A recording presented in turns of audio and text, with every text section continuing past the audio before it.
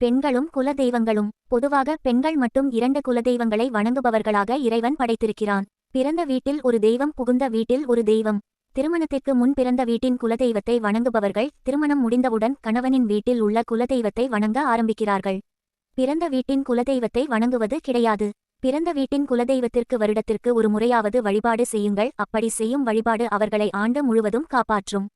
புகுந்த வீட்டில் எந்த பிரச்சினையும் சமாளிக்கக்கூடிய ஒரு ஆற்றலை தரும். இதுவரை யாரும் பிறந்த வீட்டின் குலதெய்வத்தை வழிபாடு செய்யாமல் இருந்தால் பிறந்த வீட்டின் குலதெய்வத்திற்கு திருவிழா காலங்களில் வழிபாட்டை மேற்கொள்ளுங்கள். குலதெய்வ வழிபாட்டில் குறைபாடுகள் ஏற்படும் போது எண்ணிய காரியங்கள் ஈடேறுவதில் சிக்கல், பொருளாதார நிலையில் மந்தமான போக்கு, செய்யும் தொழில் முடக்கம், சேர்ந்தவரால் விரயம், பிள்ளைகள் வழியில் தொல்லை, எவ்வளவு வருமானம் வந்தாலும் சேமிக்க முடியாதது என்று பல்வேறு இடர்பாடுகள் தோன்றும். ஒருவரது குலம் ஆள் போல் தழைத்து அருகு போல வேரூன்ற வேண்டுமானால் குலதெய்வ வழிபாடு மிக மிக முக்கியம். குலதெய்வ தோஷம் இருந்தால் மற்ற தெய்வங்களின் அருள் கிடைக்காது.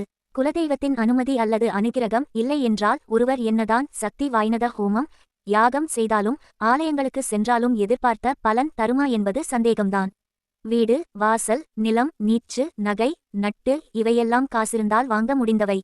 கல்வி, பிள்ளைப்பேறு, ஆரோக்கியம், நீண்ட ஆயுள் இவையெல்லாம் குலதெய்வ அருள் இருந்தால் மட்டுமே பெற முடிந்தவை ஆகும். இந்த பூமியில் ஒரு நல்ல வாழ்வு வாழ்ந்திட இரண்டும்தான் தேவைப்படுகிறது. இதில் பிரதான அருள் சார்ந்த விஷயம் வந்துவிட்டால் முன்னதாக உள்ள பொருள் சார்ந்த விஷயங்களை நாம் சுலபமாக அடைந்து விடலாம். எனவே பிரதான தேவையே அருள்தான். எனவே உங்கள் குல தெய்வத்தின் கோவிலுக்கு அடிக்கடி இயன்றபோது குறைந்தது வருடம் ஒரு முறையாவது செல்லுங்கள்.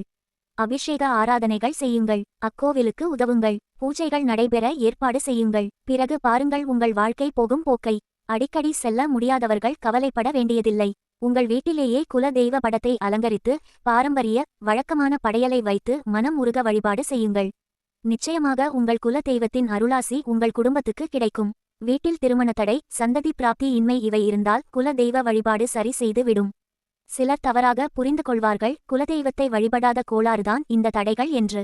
ஆனால் அது அப்படியல்ல. நமக்கு உள்ள கெட்ட நேரம்தான் இதற்கெல்லாம் காரணம். அதனை சரி செய்ய குலதெய்வம் அருள் புரியும். நமக்கு எதிரான அத்தனை துர்சக்திகளையும் அழிக்கும் வல்லமை உடையது. தன் பிள்ளைகளின் நலனுக்காக அத்தனை தெய்வத்திடமும் வேண்டுகோள் வைக்கும். அதனால்தான் நம் குலதெய்வம் நம் நல்வரவிற்காக வருடந்தோறும் காத்திருக்கும்.